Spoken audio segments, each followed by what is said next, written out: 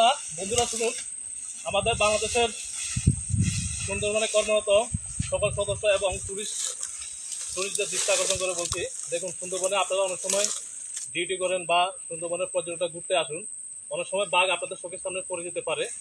কিন্তু বাঘ চোখের সামনে পড়লে এইভাবে বাঘ বাঘ বলে আমরা যেভাবে ভয়ে ধরে চলে আসি, এইভাবে করা যাবে না।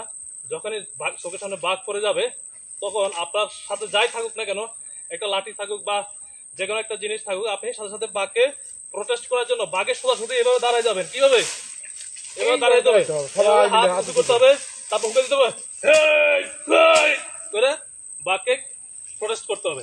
তাহলে বাঘ হয়তো সে কিছুক্ষণ স্থির থাকবে এবং দেখবে, পরে চলে যাবে।